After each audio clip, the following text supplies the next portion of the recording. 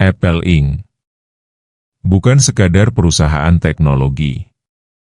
Ia adalah simbol bagaimana inovasi bisa mengubah dunia.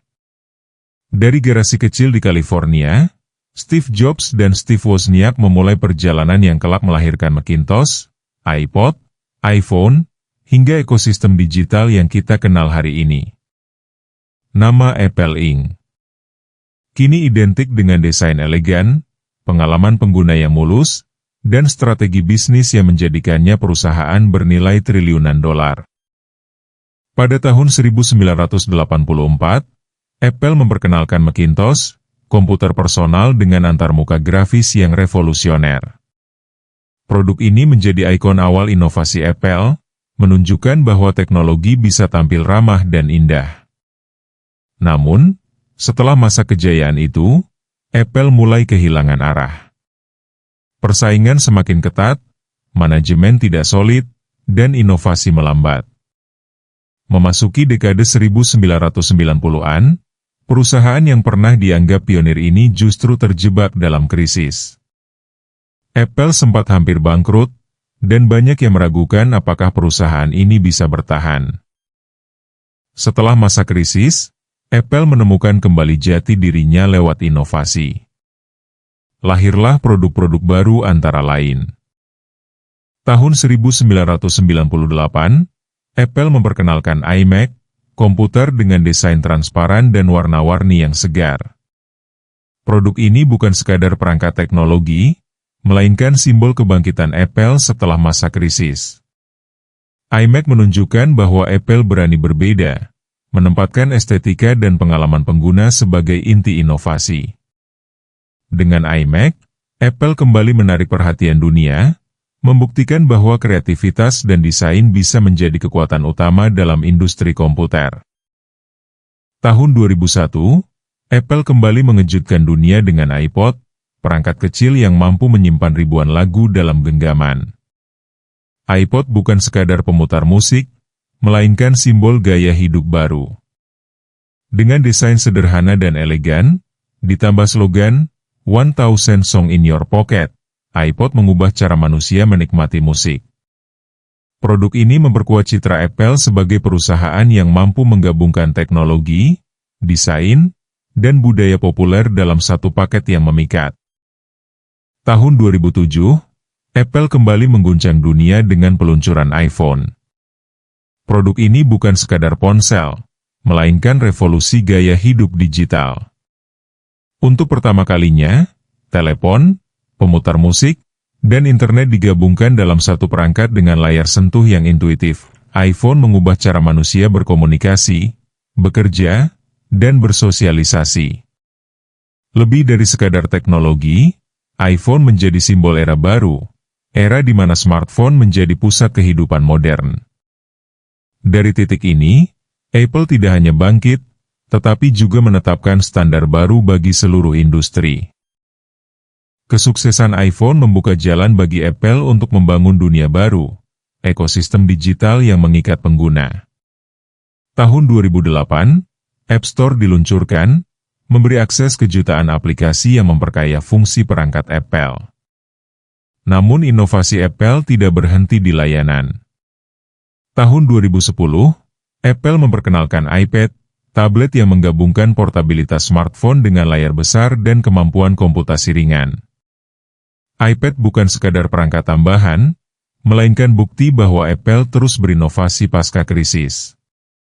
Dengan iPad, Apple menciptakan kategori baru yang sebelumnya belum ada, memperkuat posisinya sebagai perusahaan yang selalu berada di garis depan tren teknologi.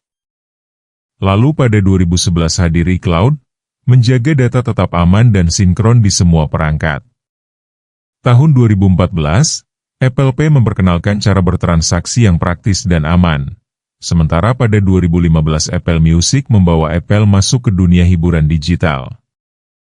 Sekarang kita akan melihat sebagian kecil dari rasio keuangan Apple, tahun fiskal 2025 dan 2024.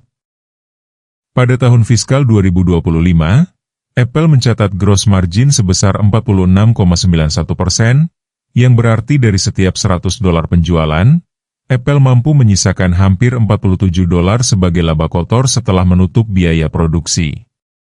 Angka ini sedikit lebih tinggi dibandingkan tahun fiskal 2024 yang berada di 46,21%, menunjukkan efisiensi yang semakin kuat dalam mengelola biaya produksi dan menjaga profitabilitas.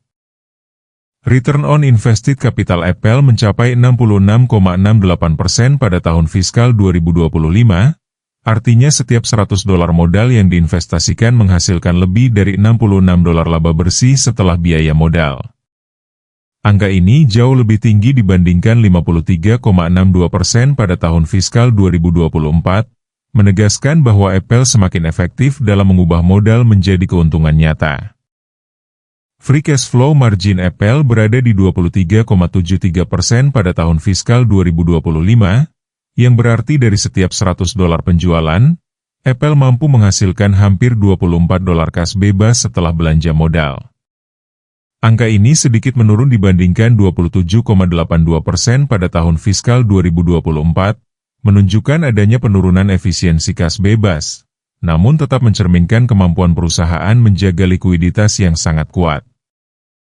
Apple mencatat interest coverage sebesar 40 kali pada tahun fiskal 2025, yang berarti laba operasional mampu menutup biaya bunga hingga 40 kali lipat.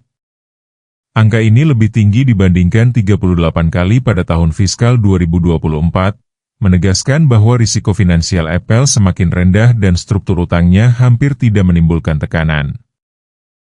Memasuki tahun 2026, Apple menghadapi momentum baru yang dapat menjadi katalis penguatan saham. Pertama, integrasi Apple Intelligence dengan fitur kecerdasan buatan generatif, Siri yang lebih pintar, dan kemampuan prediktif dipandang sebagai pendorong utama. Analis menilai inovasi ini akan memperdalam keterikatan pengguna dan mendorong siklus upgrade perangkat, sehingga membuka peluang valuasi lebih tinggi bagi Apple. Selain itu, analis dari Motley Fool menyoroti 4 katalis besar: pertumbuhan layanan digital, ekspansi produk baru, adopsi AI yang semakin matang, serta potensi monetisasi ekosistem yang lebih luas. Kombinasi faktor ini diyakini dapat membantu Apple bergabung dengan klub perusahaan bernilai $5 triliun, menegaskan posisi Apple sebagai salah satu pemain paling dominan di pasar teknologi global. Tidak berhenti di situ, laporan Travis menambahkan bahwa peluncuran Vision Pro 2 akan menjadi katalis penting dalam membangun ekosistem spatial computing. Bersamaan dengan siklus penyegaran iPhone berbasis AI dan peningkatan marine layanan, Apple dipandang memiliki peluang untuk mencatat lonjakan harga saham yang signifikan, sebagaimana pernah terjadi pada periode rally besar di masa lalu. Meskipun Apple memiliki fundamental yang kuat, sejumlah analis menilai ada faktor yang bisa menekan sahamnya di masa mendatang. Valuasi Apple saat ini relatif tinggi sehingga ruang untuk kenaikan lebih lanjut di tahun 2026 menjadi terbatas. Dengan kata lain, sebagian besar kekuatan Apple sudah tercermin dalam harga saham, sehingga investor mungkin kesulitan melihat upside yang besar. Selain itu, adopsi kecerdasan buatan di perangkat Apple dinilai menjanjikan, tetapi tidak akan segera memberikan dampak transformasional.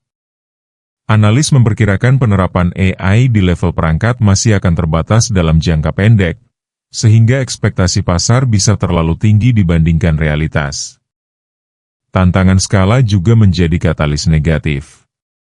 Dengan basis pengguna yang sangat besar, pertumbuhan layanan Apple mulai menghadapi batasan alami. Layanan memang tetap menjadi mesin keuntungan, tetapi laju pertumbuhan tidak secepat sebelumnya. Hal ini membuat beberapa analis menurunkan proyeksi kenaikan saham Apple, karena perusahaan dianggap sudah mencapai puncak dalam banyak segmen. Sekarang kita melihat valuasi saham Apple, di mana fair value saham ada di harga $187,25. Harga saham Apple ditutup di level $264,58 pada perdagangan 20 Februari 2026, harga ini berada jauh di atas harga wajar di level $187,25. Harga saham Apple tergolong premium dengan potensi kenaikan yang relatif terbatas dalam jangka pendek. Kalau kita melihat pertumbuhan revenue yang hanya single digit menunjukkan bahwa produk Apple ini merupakan produk yang sudah matang dan kecil kemungkinan bisa menembus level resistance di $288,62. Kecuali jika ada peluncuran produk baru dan penjualannya spektakuler. Waspadai potensi aksi profit taking. Jika Anda ada saran tentang saham apa yang akan dibahas, tulis di kolom komentar. Jangan lupa like dan subscribe. Terima kasih sudah menonton.